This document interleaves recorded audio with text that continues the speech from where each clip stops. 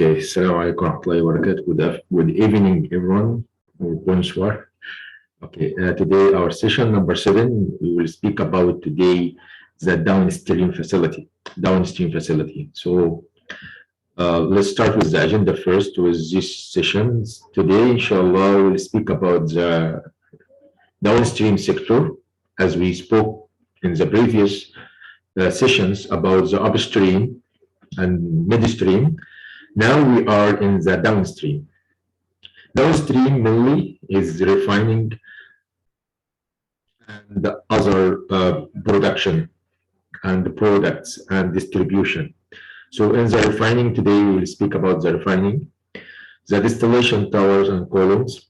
We'll speak about the tower installation, the tower related equipment, and example of the process, how the process of distillation in the tower or in the columns will work. So downstream facilities. Okay. The downstream facility, as I told you, it is the last one. So the downstream is the last one. We have upstream. We finished the upstream, the exploration, the drilling, and all this stuff. So let's have a spotlight. Yes, this one. So the upstream, we finished the exploration part and drilling. The midstream, we spoke about the pipeline and distribution and transportation in the past session. Today, we will speak about the final stage, which is the downstream sector, which is mainly speaking about refinery and distribution. Okay, so we are here again. We will speak about today downstream sector, which is mainly petrochemical industry, refinery, and industry related, and distribution. Okay, why the people they want to do refinery? Because mainly for economic wise, the people before they just produce oil, they have crude oil, and they just distribute it to the nearby country or different country for selling only. But some people or some countries, they think about getting more profit or more money from the oil. So why we only transport or export only crude oil? Why not we are using this crude oil in our country to refine this one? To refine means to extract many products from this crude oil or natural gas. Extracting products, it will be more expensive. So the people start to think about that, start to think how to gain more money from the oil and gas and from the petroleum. Not only exploring, not only drilling, and just exported this to others country or just transfer to other country for selling. No, they just build the refinery. So they build their own refinery in their country. So based on that one, in this refinery, in this industry, they can produce more product. Let's speak about this product in the next slide. So the product that they can produce from refinery, from the industry, is many product, as you can see here from this photo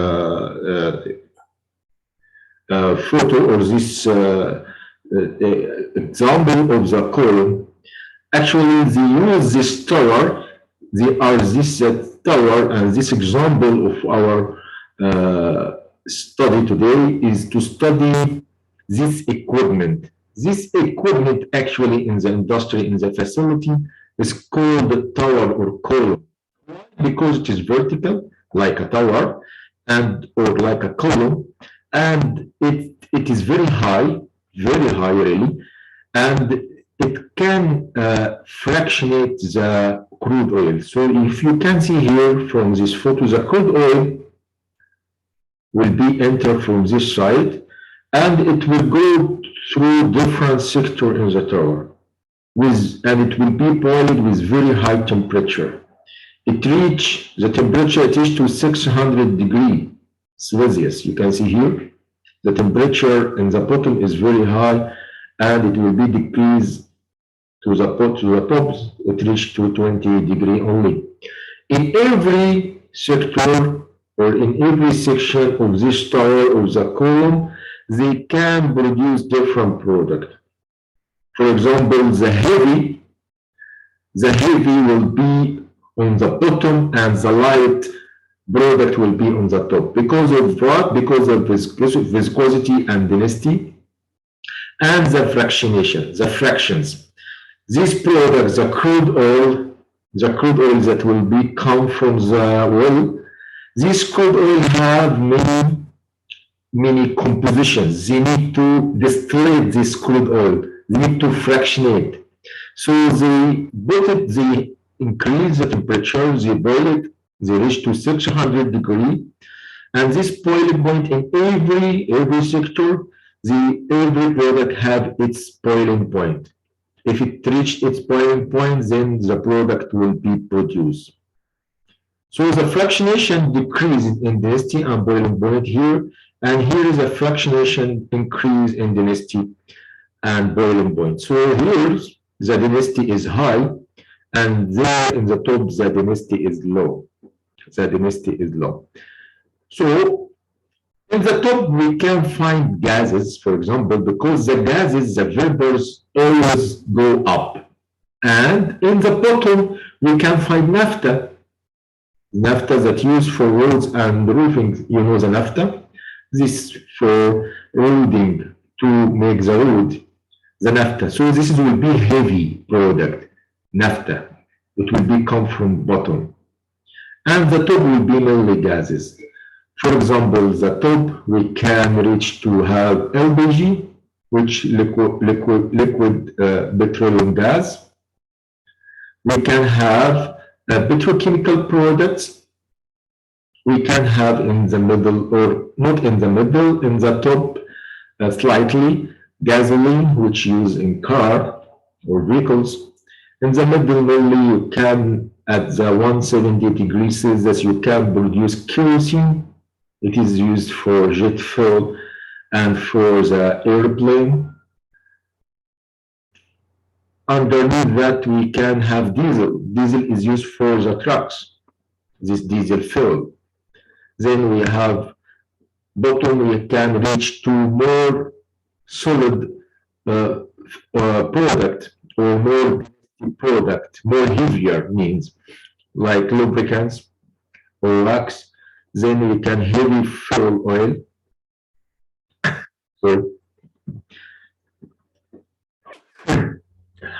Sorry. So when we reach to the bottom, we can reach to the naphtha. So this naphtha, like the bitumen asphalt, that's used for roading and roofing. So this is mainly the fractionation. So the fractionation is mainly to distill the crude oil into many products using the columns or towers. This is a typical arrangement or typical expression of the tray column. So as I told, the LPG that can be produced from the top of the column, it can be produced at temperature of 20 degrees Celsius. And most of these are propane and butane, C1 to C4. C1 to C4 is propane and butane. And as I told, this can be used in domestic like LPG vehicles, or it can be used also in the kitchen, in the house, and also in petrochemical feedstock, this LPG product. The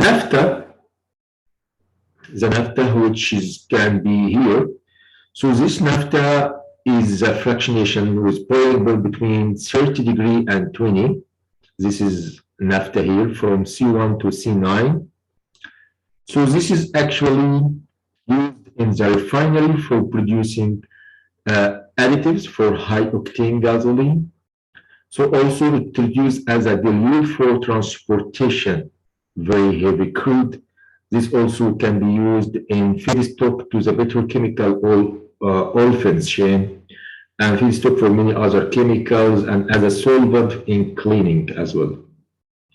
So this is the naphtha here in this in the top.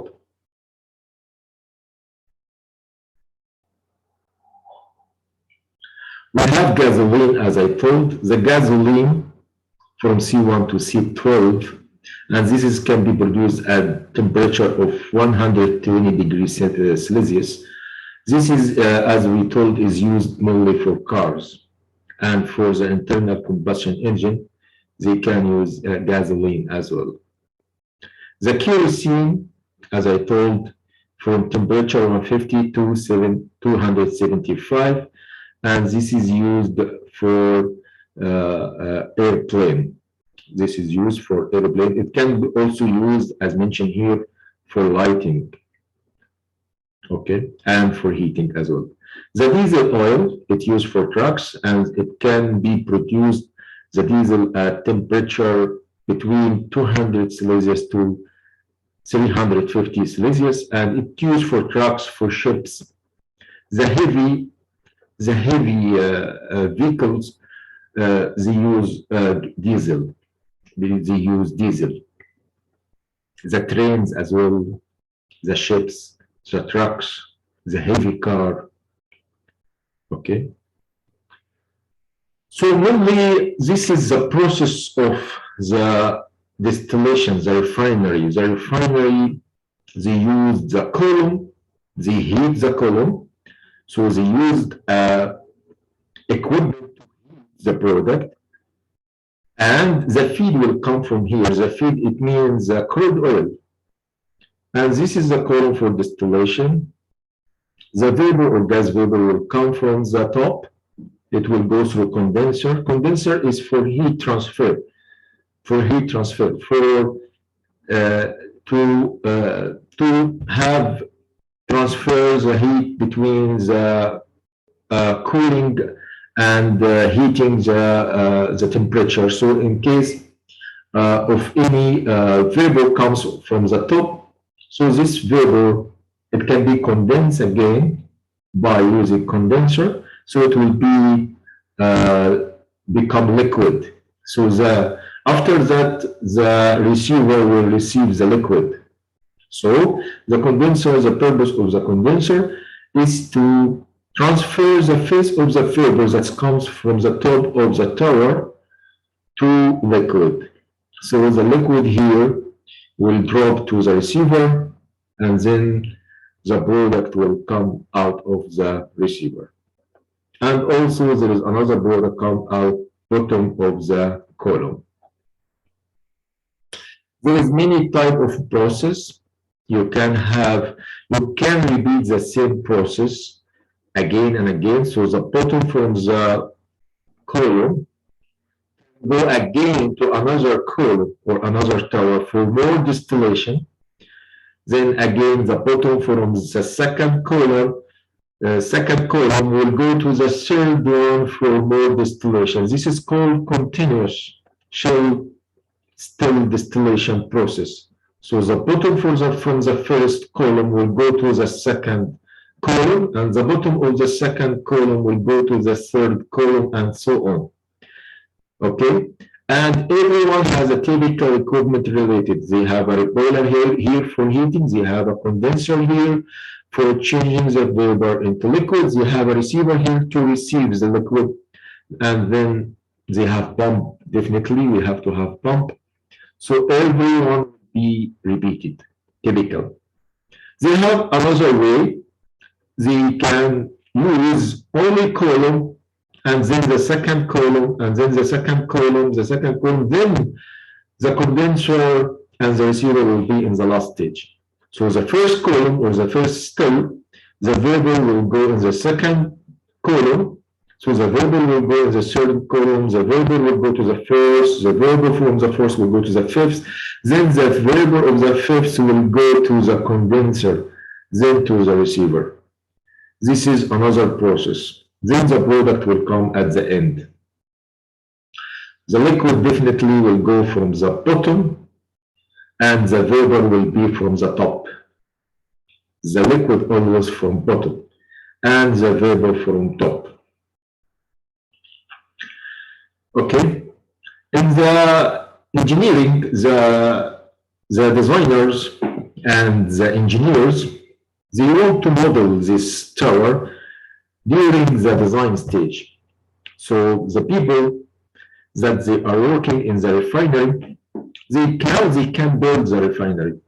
They cannot build the refinery just immediately. They want to work with some engineering drawing first.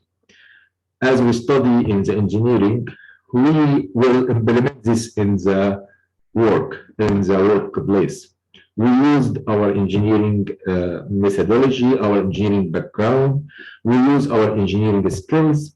We also learn in the companies, engineering companies, how to calculate the drawings, how we calculate the equipment, the tower, the pipes that's connected to the tower, and all other related equipment, and how to model this in 3D model using different 3D model techniques or software like PDS, Plan Design System, or BDMS, Plan Design Management System, or Smart Plant Review, SB3D, Smart Plant 3D.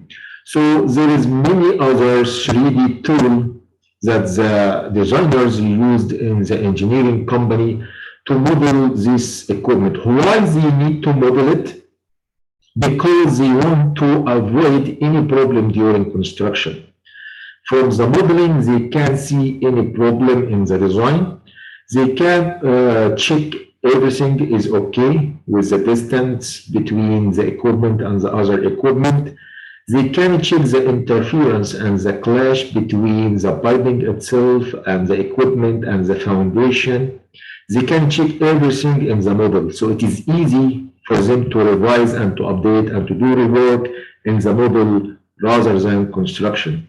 So once the model is fixed, is okay, then they will be able to transfer this model, extracting the material from the model, then to do fabrication for this material, then it will be go to the site for construction. The drawing can be extracted from the model, and this drawing will have coordinate, easting, northing, southing, and all other coordinate, and this elevation as well, and this coordinate will be the same coordinate with the site, UTM coordinate in the site. Then it will be typically installed in the site as per the model, and it will be at the time very good design and very well constructed without any problem or any much rework. Definitely the side here design, there is some changes, but it will not be huge. It will not be much. So to make it easy for you, this is the drawing that they can receive from technical engineering department in the company is called process department. This process department, the people that they are working in this process department, they are graduated from chemical engineering. They are studied petroleum and chemical engineering, and they can produce a drawing is called process flow diagram or P&ID, piping and instrument diagram, that can contain this kind of simple drawing. The tower with the related equipment, pump or receiver, condenser, furnace or repeller. Then the other discipline or other engineering department like mechanical or piping, they will transfer this to model like this. So if you can see here, the tower, this tower is here, the same tower. So this tower is modeled here by this tower. And this condenser, they model it by this air cooler. Air cooler is acting as a condenser or heat transfer. And this is the line that comes from the top of the column, which is the vapor line. This is going to the condenser, and the product will be this one, the receiver. So the receiver here is is what's the receiver? The receiver will receive the liquid from the condenser here. This simple diagram, if you can see here, the receiver will receive the liquid from the condenser. But here in the model, you can see here the receiver here is receiving from the piping here from the bottom all the liquid from the condenser. Then the pump. Where is the pump? This is the pump. This is the pump. Why we are using pump is to pumping the liquid. So the liquid will come from the receiver, go to the pump, and the pump will again recirculate. It's called reflux line, to recirculate again to the column and or to have a product out. So the pump, it can be modeled here. You can see all of these coordinates here down are the pump. And here is the furnace. Furnace is this one, the boiler. This one is the furnace, and this also another pump. This is two strippers is connecting to the column for more fractions. They are used for further fraction to help the column for further fractionation. If this really not easy, I will explain more. Let me know in the chat. I will explain more. No problem. This is a typical arrangement or typical process flow diagram that can be received from the process department in engineering company. They are working engineers from chemical engineering background to produce some typical arrangement like this called process flow diagram. It contains, this is the distillation column, and they have to produce many other products. Liquid naphtha, heavy naphtha, jet fuel, diesel oil, the gas oil, and this is the vessels they are modeling or they are drawing this or putting in the diagram like this symbol, and these all other products that comes out from the column. They will explain in this process flow diagram, they will explain the direction of the flow. As you can see here, this is the flow direction. This is the flow direction, the crude oil will come here. This is the flow direction, the gas will be from the top. This is the flow direction of the liquid. So it will explain first the flow direction. Second, it will explain the equipment to another equipment or which the second equipment that's required to do more process for this process flow diagram. That's called process flow diagram because it will explain the hours which equipment or which process will do the second step in the process flow diagram.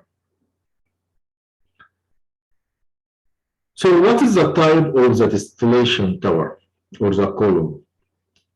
We have many types for the distillation tower. They used in the industry. The first type they use is backed column. Second type is vacuum column and stripper. Third type is tray column. They use tray. So the first type, as you can see here, this is the backed type. They used inside the column, they used some called backed bed or bed. This is actually, it works to absorb or to do more distillation. So the vapor will go up, and during the vapor when he go up, he will catch this bed, and this bed will act to distill or to do more fraction for this crude and from this vapor until it reach to the final destination, to the top. And whatever will go heavy will go to the bottom, will also go through this bed for more distillation. So this is actually like a filter or more distillation or more fractions to the crude oil. The heavier one will go down and the light will go up using this kind of bed. This is a way, and this is the backing actually. If you can see here, this is the material that will be installed inside the columns. And this is also the photos of the material that is used for this kind of columns. So it is mainly they are working about the surface area. So they use this kind of backing to increase the surface area So whatever the flow will touch with the surface area will be more fractions, will be increasing the fraction. If you increase the surface area of this packing, then the fraction will be more effective and the efficiency of the fraction will be much better. So this is the back tower. So here we can see the pit. So the liquid distributor here can be, this is the backing. So we'll come, this is a distributor and this is the backing, and the backing will do more distillation for this liquid. And this is another backing here. This is a backing support, should be supported. So, and this is another backing also here in the bottom. There is also some access for maintenance, and the gas will be from out and the liquid come from bottom. There is another type, it's called vacuum tower and stripper. So this vacuum tower is vacuum, so it is nothing inside the tower. So there is no packing inside, but they used a stripper. Stripper is just a small column, just attached to the main column, is very close to each other. It's used for further distillation. So it's increase the distillation process. This is stripper. It is the same function of the column, but it increases more the distillation process of the column. The third type is the tray column. The tray column.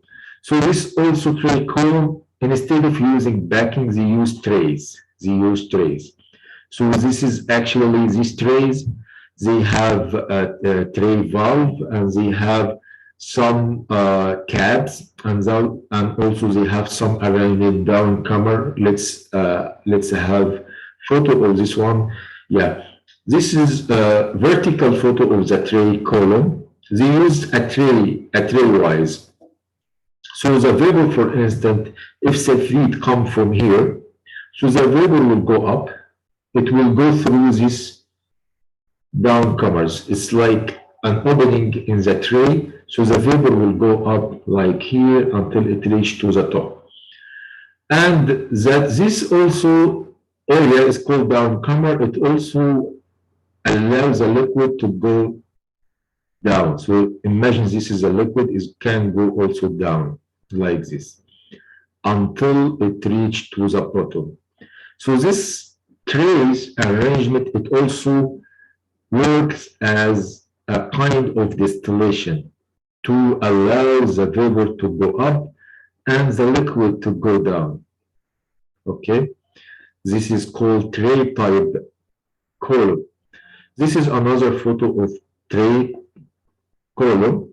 The feed will come from here. Mixture means oil, liquid and gases.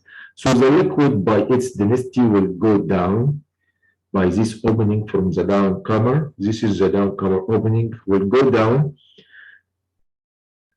And this actually allow only liquid to go down, but the gases cannot go down. The gases, because of it is low density and it is light, so the gases will go up until it reaches to the condenser.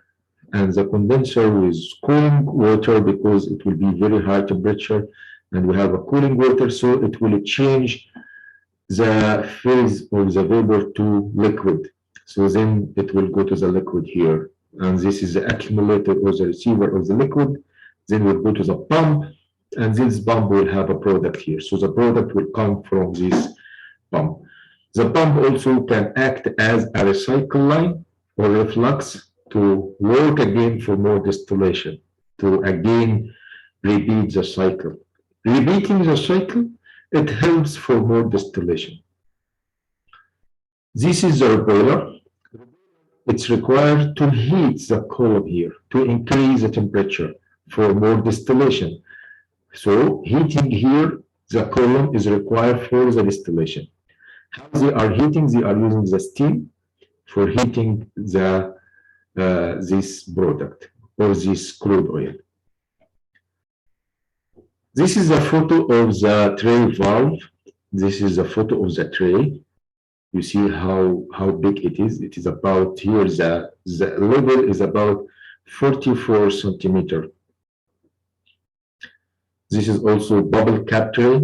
This bubble cap tray will be here. I will show you another photo here. This is a bubble cap, this one. So this is to close. The vapor will go and the liquid will not enter. The vapor will go up, but the liquid cannot enter. This is a bubble tray, this one. So the vapor will go up, but the liquid cannot pass. This is the trays in operation. So imagine here, this is, we will see a video soon, but I will give you explanation first before the video. So this is the liquid. Imagine this is the yellow one. Sorry, the blue one is the liquid, is going through the downcomer. This is called the downcomer, and this is the cap tray. So this is the cap tray. This is the cap tray is allow only gases. Imagine the gases, the bubbles of the gas is by white color. White color. So the white color is the gases, and the blue one is the liquid. This is all inside the column, inside the tower. So this white gases will go up. It will open the cap because it is gas, so it can pass. But the liquid cannot pass here. The liquid cannot pass here. This is another photo of the cap. So the bubble cap, if you can see here, the gases can go, right? Because it is open, but the liquid cannot. The liquid cannot. The liquid only can pass through the downcomer. This is the downcomer. Until the liquid will reach to the bottom and the gases will go up using these caps. So the gases using the caps, so the gases can go up until to reach to the top of the tower. And the gases at the top is what we can produce LPG, liquefied petroleum gas, that we use in the kitchen. So this is the highest one, the lowest density, the one that we can reach at 20 degrees Celsius only. So this is the trays tower. This is very important to understand how it works. Okay, this is another photo of the manway or manhole inside the tray. Because the tray, this kind of tray cap, or this what we call it bubble caps, it's required frequently maintenance. It's required a maintenance frequently. So during the TNI or test and inspection or the maintenance period, this will be shut down and they will be empty this column, and the man can go inside the column for more maintenance. They will do maintenance. So this manhole, the opening of the manhole will be about 24-inch. So it is huge. So the man can pass and can enter the column actually for access. And this is the way how they install the column inside the refinery. Inside the refinery. Okay. Before we go to the related equipment, I need to show you one video. We didn't finish. I just want to show you a video, then we will continue. Where it is.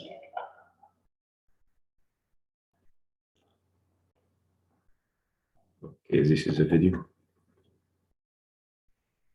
The video will explain to you how this tower works in the industry and what is more type of the tower. So please be alerted for this video. It is very useful.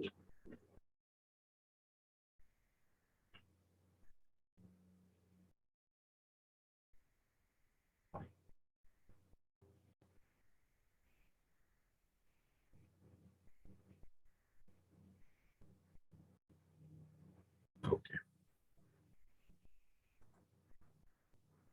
So I've got my essay written, and I've been working on it for about a week.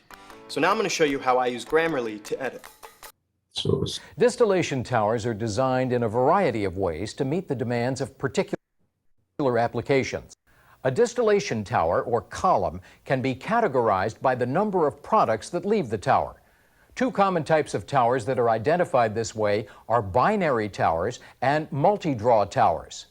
A binary tower separates a feed into two products. For this reason, you may also hear a binary tower referred to as a two-product tower. Some binary towers separate. So if you can see here from this video, this is all the towers. You see how it is very high in the oil and gas refinery. So if you find this column or this tower, if you pass by, maybe you found in your country or any other area, if you found these huge towers or columns, that means this is a refinery. This is a refinery, 100% a refinery. So this is a refinery. A lot of towers, as you can see here, is used for distillation. The top gases can be from the top and the liquid can be come from the bottom, and many product will be in between. Let's see the one light component from a range of heavier components, but they are still considered to be binary towers because only two products leave the tower. Multi-draw towers separate a feed into more than two products. A product that leaves a multi-draw tower is referred to as a draw or a stream. Multi-draw towers are also referred to as side draw towers because some of the products or draws are taken from the side of the tower. For example, one type of multi-draw tower has three draws, one at the top, one at the bottom, and one near the middle. Because a draw or cut is taken out of the middle of this tower, this type of tower is sometimes referred to as a heart-cut tower. Multi-draw towers can also have more than three draws to separate several products from a feed. This one is an atmospheric tower in a crude oil distillation unit. An atmospheric tower is so named because distillation takes place in it at or near atmospheric pressure. Now that we've established the difference between binary towers and multi-draw towers, let's focus on the operation of a typical multi-draw or side draw tower. The multi-draw tower illustrated here is used to separate a mixture into four products. Each product may be made up of one or more substances. The tower has four draw-off lines located at different levels. The draw-off lines provide a means for removing the products of the distillation. We'll number the products 1 through 4 to identify them. The illustration also shows two devices called strippers or side stream strippers, a condenser, a receiver, and a reboiler. Cooling water reaches the condenser through this line. Steam reaches the strippers through these two lines. And steam reaches the reboiler through this line. After the feed mixture is preheated and introduced into the tower, the heaviest components move down the tower, while the lighter components vaporize and move up the tower.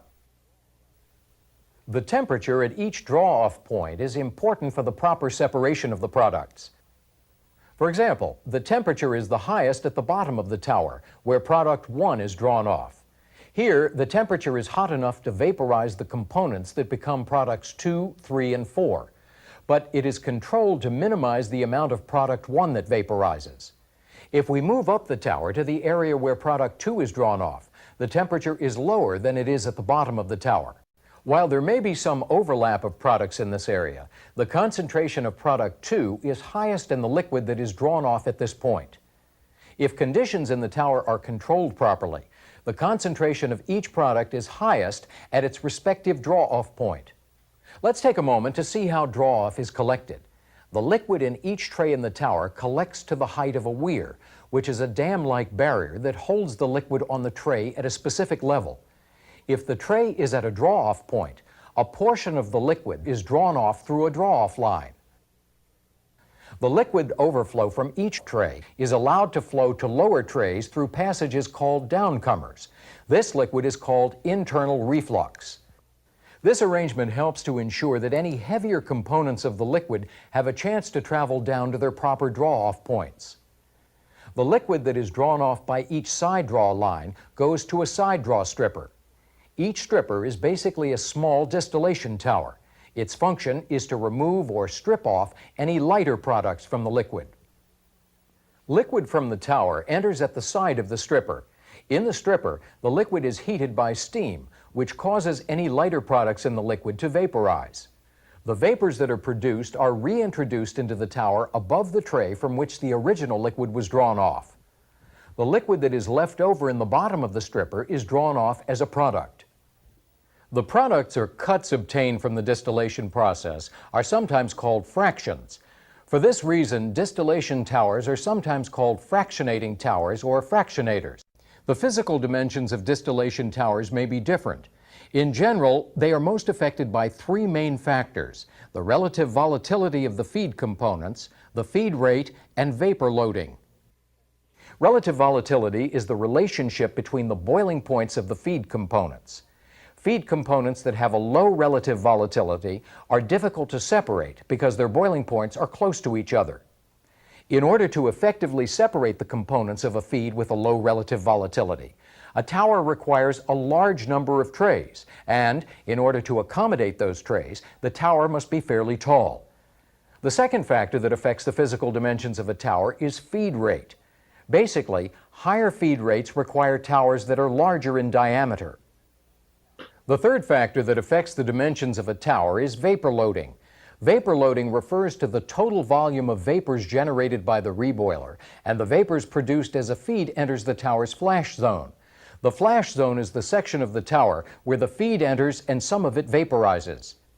Higher rates of vapor loading generally require a larger diameter tower. Lower rates of vapor loading can be handled in a tower with a smaller diameter. Some distillation towers operate at a low pressure. In these towers, a tremendous volume of vapors may be produced, so the diameter of the tower must be large to handle the vapor volume. Since a lower volume of vapors will be produced in a distillation tower that operates at a high pressure, the diameter of the tower can be relatively small. Another way a tower may vary is in its function. For example, the function of one type of tower is to separate or split components in one boiling range from components in another boiling range.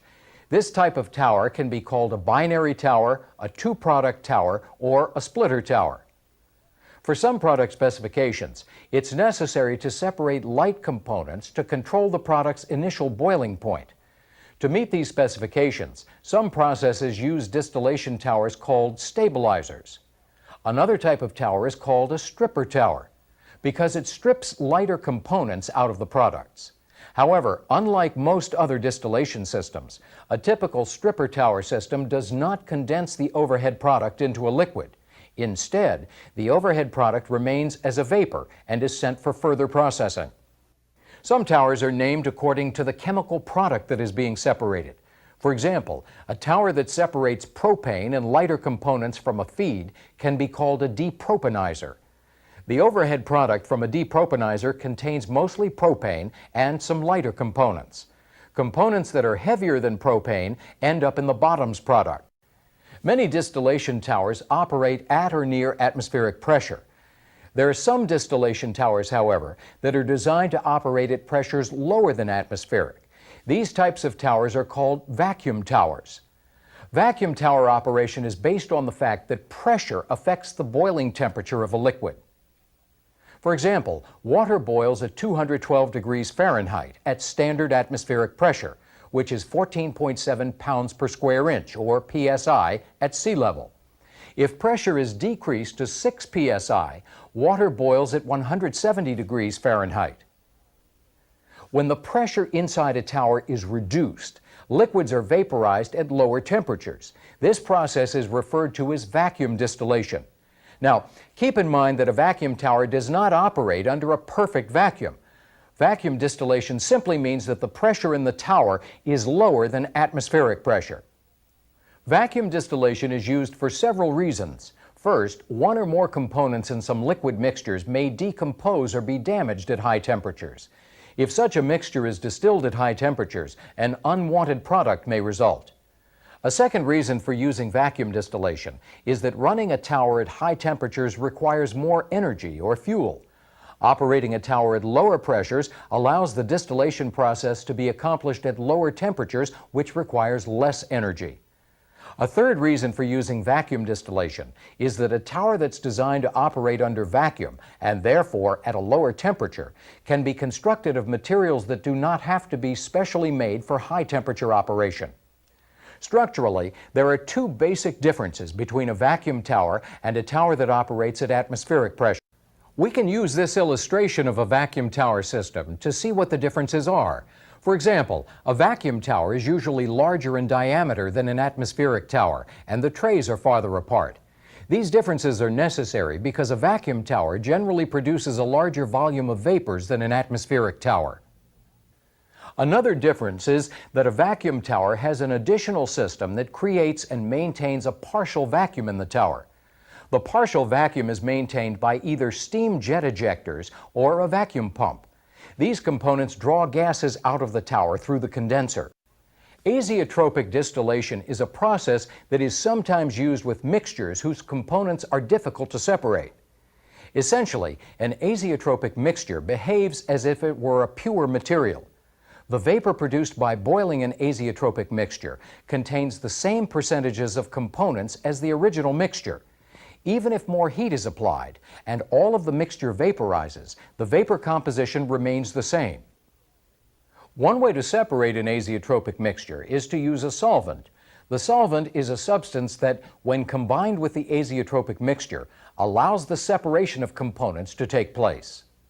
Another way to separate an azeotropic mixture is to use two distillation towers in a special arrangement. In this topic, we looked at different types of towers commonly used in distillation systems. We also looked at some factors that can affect the physical dimensions of a distillation tower. In addition, we looked at a vacuum distillation and azeotropic distillation. Now try some practice questions that relate to this material. Multi-draw towers separate a feed into more than two products. A product that leaves a multi-draw tower is referred to as a draw or a stream.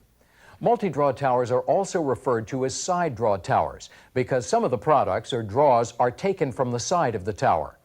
For example, one type of multi-draw tower has three draws, one at the top, one at the bottom, and one near the middle. Because a draw or cut is taken out of the middle of this tower, this type of tower is sometimes referred to as a heart-cut tower. Multi-draw towers can also have more than three draws to separate several products from a feed. The physical dimensions of distillation towers may be different. In general, they are most affected by three main factors: the relative volatility of the feed component. So I think now this is good enough. We can continue back to our lecture because he will explain more details. It is not really in our stage now. This is just I give you overview idea about the tower. But if we go deeper, maybe we may forget what we studied. So this is the first important thing that we understand the basic requirement or the basic benefit usage of the towers, why we use tower. It's used for distillation and how they do the distillation. They used many types of towers. For example, the tray type of tower, they use these trays for distillation. The vapor will go from the top and the liquid will go from the down. So it is definitely the tower require many equipment related to it. So we cannot only depend on the tower itself as one equipment or one component. So definitely we require many other equipment or many other components. We need a pump. This pump is mainly to pump the liquid, and the liquid can be pumped as a product to the other area, to the storage, for instance, or as a reflux is called reflux pump. To reflux means to return back again to the tower for more distillation. This is called reflux. So the equipment that are related to the tower, first one is a pump. The second one is the drum. This drum is called the receiver or accumulator. This drum or receiver or accumulator is to receive the liquid from the condenser or from the cooler. This is very important because it will work as a very important step before it go to the pump. If some of you are mechanical engineering, you will understand what I mean. The pump, if it suck something rather than liquid, it will fail. So the pump, very important for the pump to only receive liquid. If the pump receive the liquid, it can be damaged, it can have a lot of problem to the pump, the impeller may be damaged, the impeller inside the pump. So there is a lot of things required to ensure the liquid is only sent to the pump, or to ensure the pump can only receive liquid. What is this one? Is the drum. So the drum will make sure that the liquid sent to the pump is pure liquid without vapor. So the vapor that comes out from the condenser will go to this condenser, then it will be transferred to liquid. The liquid can have some two phases, some vapor. So the vapor will be on the top and the liquid will be ensured going to the pump.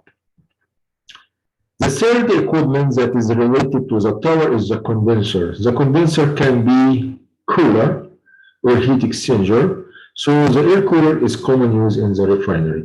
We use air for cooling. And the reboiler. Reboiler will be here is for heating, to heat the tower, to increase the temperature. They use steam for increasing the heat or temperature for its work as a heat exchanger as well. Heat exchanger. So they use steam. The steam will go from here with very high temperature and will be out with lowest temperature. And the feed will come in this boiler with temperature is cooling temperature and will go up here with heated temperature from where he receives the heat from the steam. So this is the reboiler is important to heat again, to do a more heating to the oil and gas, to the oil in the bottom, which is it is at very high density or it is heavy oil. It's required to be heated for more distillation. This is how it looks in the diagrams and in the model as well. All the related equipment, the tower, the condenser or air cooler. This is also air cooler is called heat exchangers. This is the reflux pump, the reflux drum or the accumulator, which will receive the liquid from this condenser. And this is the pumps in the bottom. Always the pump will be on the ground. We cannot elevate the pump. So the pump will be on the bottom to receive the liquid from the drum. And here there is the reboiler here. This is like a side view section. And this is like 3D model, how they model it in the 3D model. So this is again the related equipment related to the pump, to the tower. Sorry, we have pump, we have drums or vessel or accumulator or receiver. We have condenser. It's mainly air fan cooler. We have reboiler. Is mainly also a type of heat exchanger or reboiler. This is also usually at the bottom section of the tower. So either we can have this reboiler horizontal mounted or vertical mounted. It can be both types. So if you can see here in the photo, the horizontal reboiler can be horizontal type like this, or it can be vertical type like this. This is vertical type. So the reboiler can be vertical like this, vertical, and it can be horizontal like this. Okay, so horizontal like this is horizontal. This is a horizontal reboiler.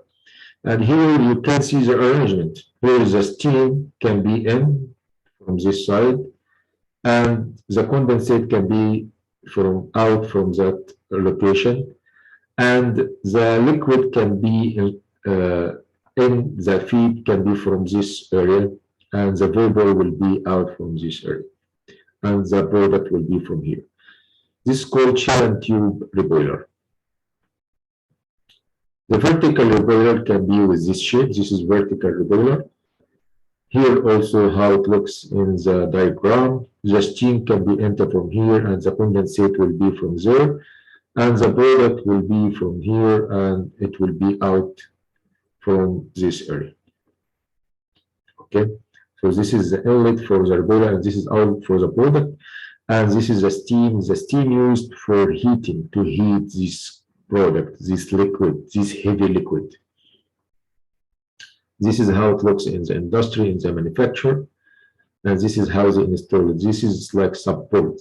It's used to support this kind of reboiler. Okay, so let's see LNGB process, an example of process. I think it will be very useful for you to understand by taking the last lecture, last session with today's session, so we can understand easily how this all works together.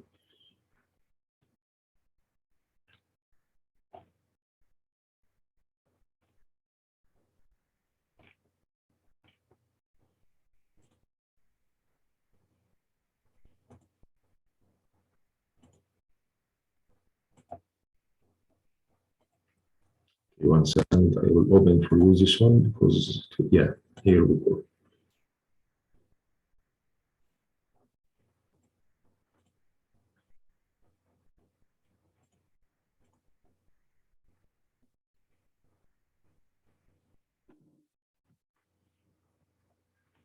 Share screen again.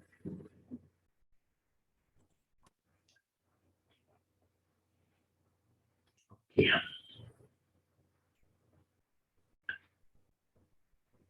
This is LNG plant, liquefied natural gas plant. They use some distillation to distillate the gases. So this is the overview process of LNG. If we speak about every process, let's focus about what we have studied today. We studied the distillation. So for example, this is the distillation. Here, for example, the feed will come from here as a process. So the feed will come from here, condensate production, and go to the condensate stripper. Then it will go to the tower. So the tower will have more distillation to this component, and the gases will go from the top, and the liquid will be from the bottom to the tanks. Okay.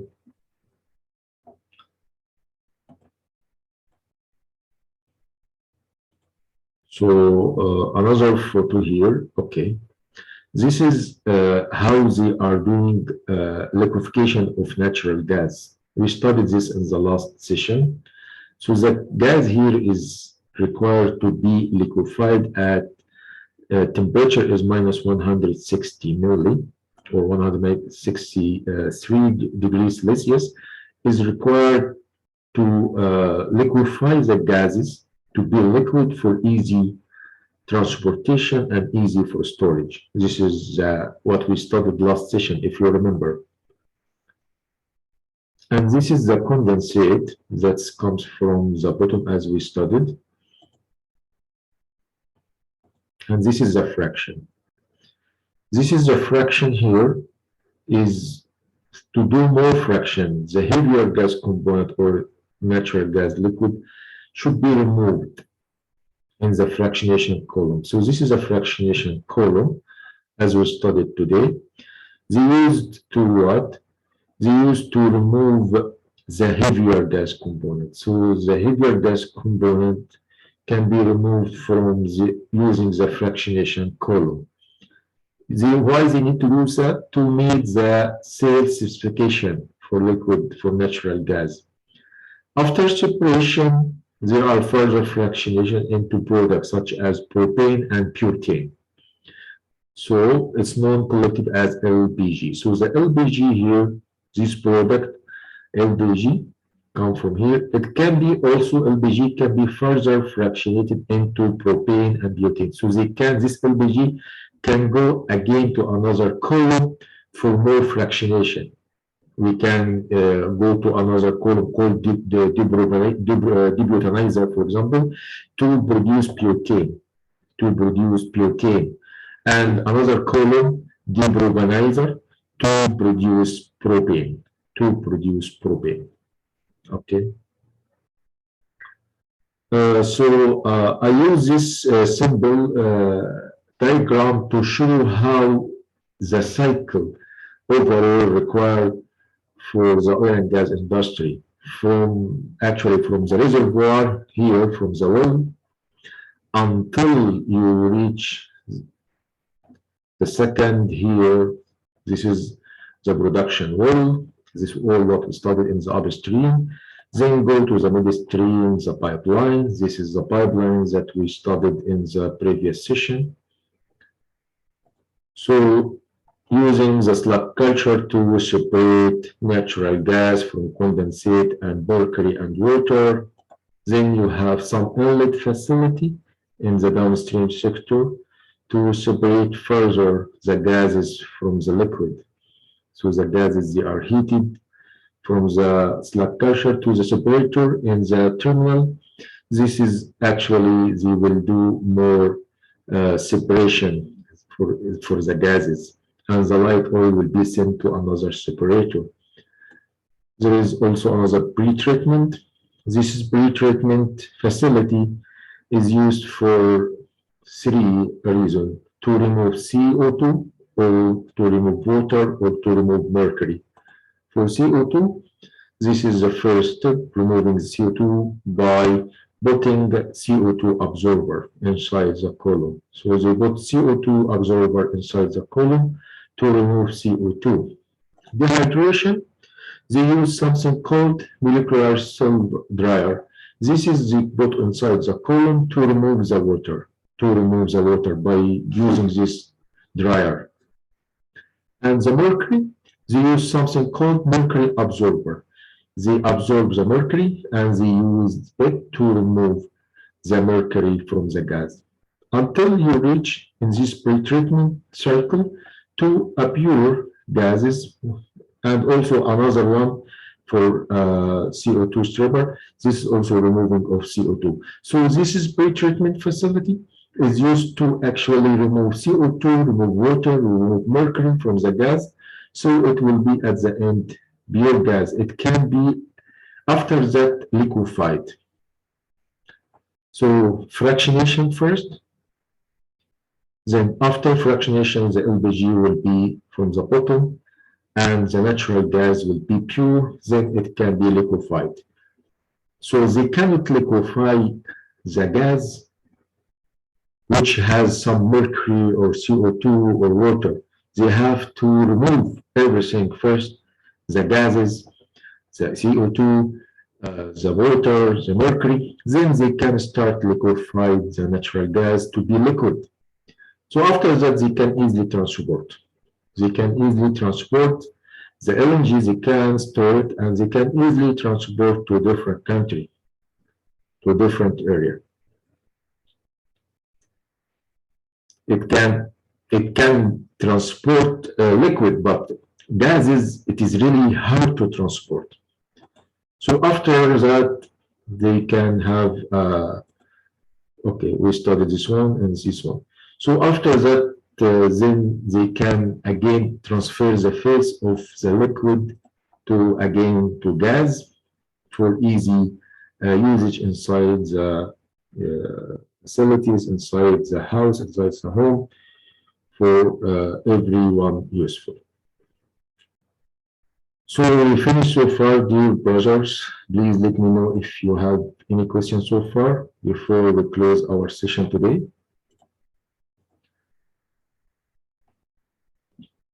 Do you have any question? Can I ask a question first? Can someone me what is the benefit of using the column or tower? Why we are using column or tower in the industry, oil and gas industry?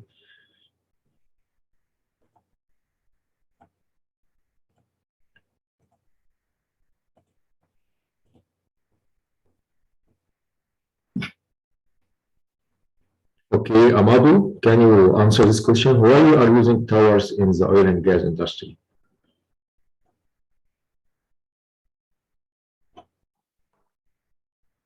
Hello? Yes, Mr. Amadou, go ahead. Yes, can you repeat the question, please? Yeah, I'm asking the simple question. Why we are using towers in the oil and gas industry? Yes, I think that towers can be used for separate gas product and liquid product. Yes, very good questions. It can be used to separate gas from liquid. Any other answer or any other more answers? Why we also use towers? It's only for separation or we can use for something else? Mr. Abdul Qadir, can you answer? Mr. Amadu told us we can use tower for separation. What else? What else? Only separation or we can use for something else?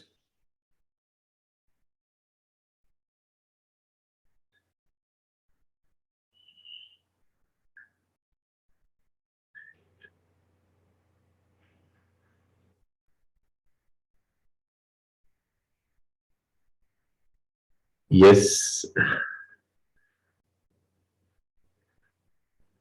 Okay, I can answer these questions. Okay. The towers, as Mr. Amadu told us, it can be used to separate oil of gas. But we can use any other equipment like a drum or a vessel to separate oil from gases. This is not always the purpose of tower. The tower, the main purpose of the tower is to fractionate and to do a distillation. That's why they call it fractionation tower. Distillation is mainly the main important of the tower. To do distillation, what's mean by distillation is to fractionate the feed which is come to the tower, which is the crude oil, to fractionate, to distill it, to like breaking out. If you have, for example, some group of, how can I give you an example? I want to give you an example.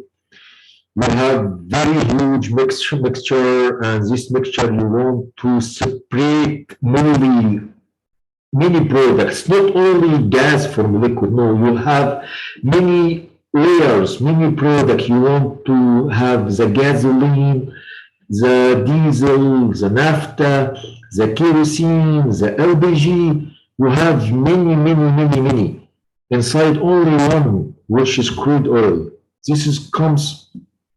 This is very important to make distillation, and every product will can draw off or produce at certain boiling temperature.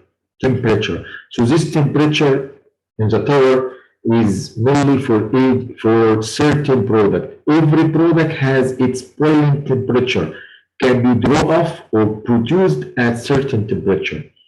Okay, so the temperature here is required to separate the product itself from each others. Okay, another question so far. Okay, today we study the towers.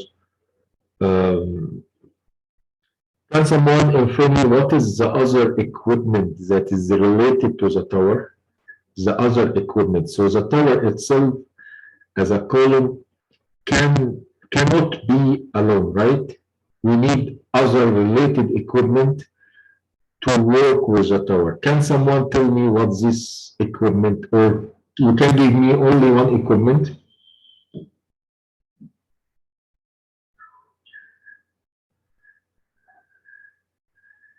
Mr. Sid, can you answer this question?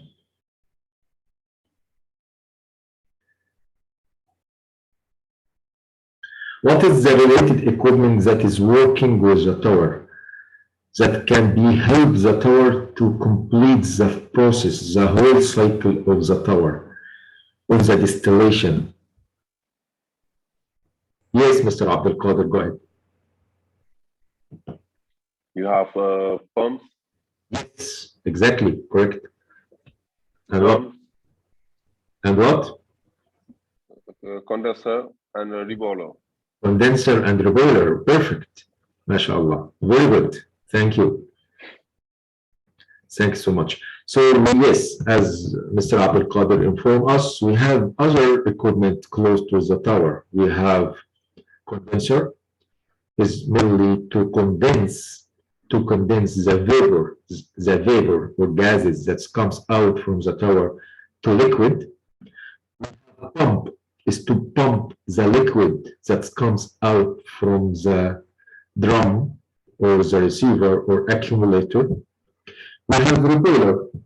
The repeater is required to increase the temperature or to heat the product at the bottom of the tower for more distillation. Thank you so much, Mr. Abdelkader. So I think we finish. If you have any questions or any other areas that you want me to further explain, please let me know before we close today. Yes, go ahead, Mr. Hassan, Mr. Phil.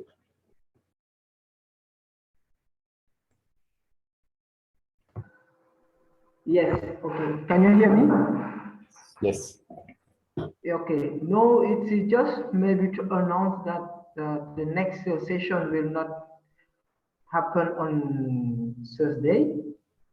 As you explained it, that it's very hard for you because it's the end of hard working week. So okay, we'll try to have the next one on next Monday and Wednesday. Okay. Yeah, it's okay with me. But I hope the team will agree with that. I don't want to. Yeah, no, I will propose. I think that they will be very. They will understand the situation and that they will Thank you so much. So and the other thing is that maybe before the next session we will share some videos. We have the link of the video share in order they start to work and to prepare the certification test, sure. which is coming slowly but surely. Sure. I will have some YouTube videos I can share with them so that they can. Yeah. I will also share the agenda for each session with some YouTube videos that they can understand each session what we have studied so far. No problem with that. Yeah, but maybe also we can, if you can share all the session we already recorded, but we will make them uploadable. People can. Yeah, I will try. If they want. Yeah, to send all but they can't download the videos. Okay, no problem. We can study this together to see what we can send to them. No problem. Okay, we can do, yeah. Okay. Sure. That's all for me. Okay, thank you so much. Thank you. Mr. Hassan. Any other questions so far? Mr. Abdelkader, you want to ask something or you are raising your hand from the previous one? I see you are raising your hand. No, it's okay for me. Thank you. Oh, okay. You are so welcome. All right. Thank you, everyone. See you, inshallah, next time. Have a good evening. Okay. Assalamu alaikum wa rahmatullah. Thank you. Bye bye.